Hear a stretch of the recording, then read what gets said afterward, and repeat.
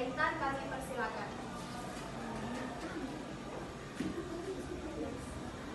Chandra ini akan membahas mengenai pendidikan IPS tradisional versus pendidikan IPS pembaharuan. Nah, di sini ada perbandingan antara pendidikan IPS tradisional dan pendidikan IPS pembaharuan. Kami terfokus pada dua pendekatan saja, yaitu pendekatan kalau pendidikan IPS tradisional itu dia pendekatan melalui guru sebagai pusat atau teacher center. Nah, artinya pada IPS tradisional ini hanya berpusat kepada guru saja.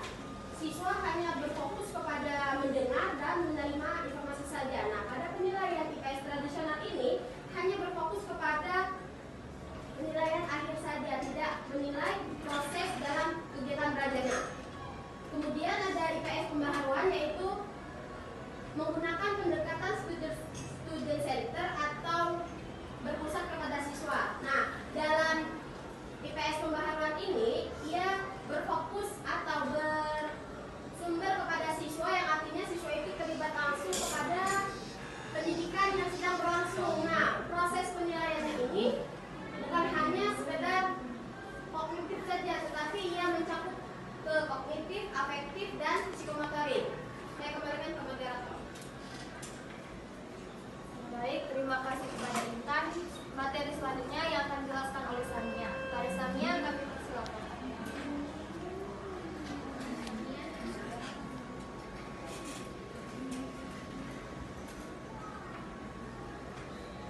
Baik, selanjutnya itu ada karakter IPS modern. Pendidikan IPS modern di Indonesia tidak hanya berkembang dan memiliki 4 karakteristik. Yang pertama itu berbasis konstruktivisme sosial. Itu misalnya siswa belajar melalui diskusi kelompok dan saling bertukar pendapat. Yang kedua itu mengembangkan keterampilan berpikir tingkat tinggi. Itu misalnya siswa diminta untuk menganalisis dan mencari solusi sendiri, bukan hanya sekedar menghafal. Yang ketiga itu guru sebagai fasilitator dan pembimbingan. Itu misalnya guru itu bukan hanya sekedar guru itu memberikan arahan dan membantu siswa yang kesulitan, dan bukan hanya sekedar memberikan jawaban saja. Dan yang terakhir itu ada integrasi teknologi digital dan kolaborasi. Itu misalnya siswa bekerja sama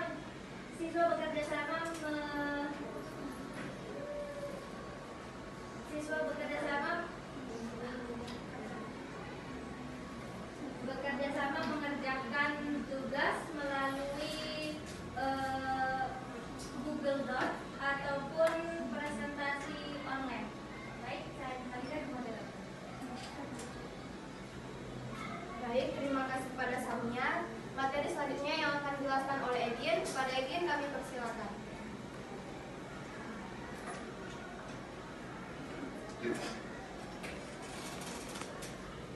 Selanjutnya ada revolusi pembahasan IPS.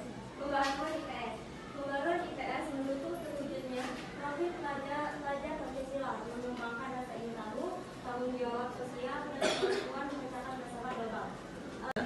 Pembaharuan pendidikan IPS sangat relevan dalam menghadapi tantangan dan kebutuhan masyarakat saat ini melalui berbagai perspektif seperti paradigma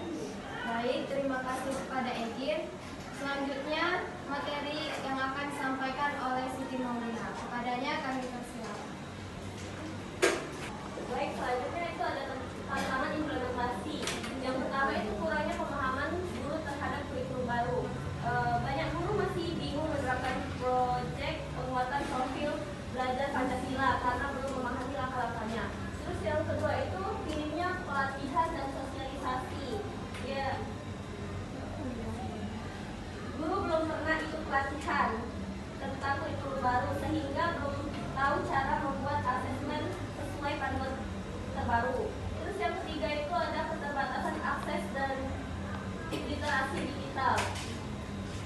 Tidak semua guru dan siswa itu bisa mengakses internet dengan baik. Sebagian belum terbiasa menggunakan platform digital untuk belajar. Saya kembalikan ke moderator.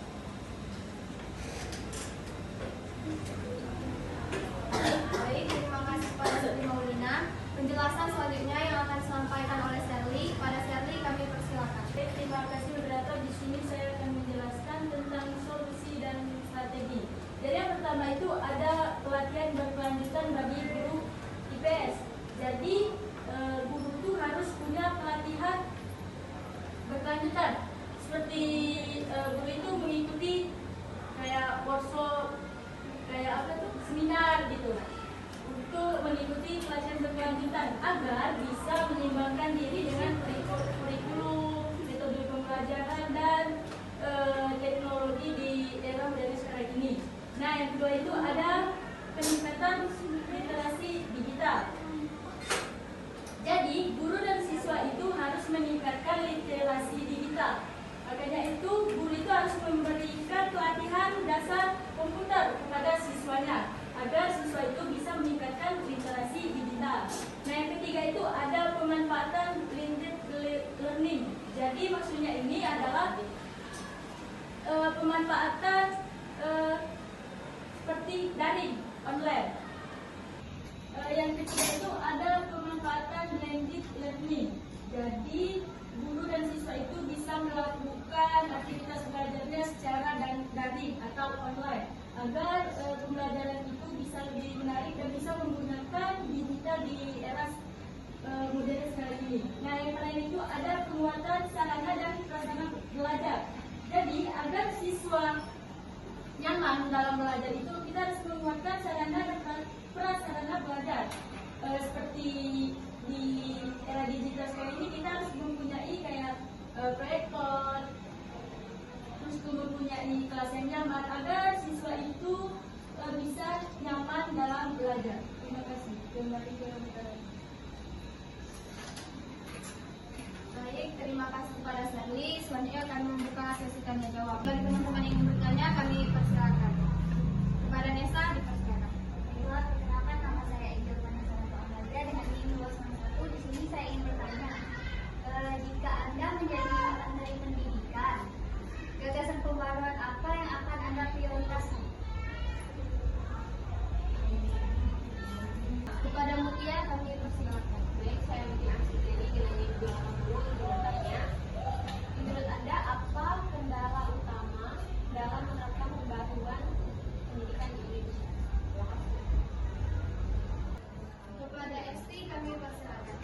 Baik, perkenalkan nama saya Esti Septiana dengan NIM 276. Di sini saya ingin bertanya, apa bedanya latar belakang pendidikan IPS dengan di Indonesia dengan negara luar seperti Amerika dan Inggris? Baiklah, terima kasih kepada teman-teman yang bertanya. Dan jawaban dari pertanyaan teman-teman akan kami simpan dulu dan akan kami bahas di minggu depan. Saya Rizky Eviska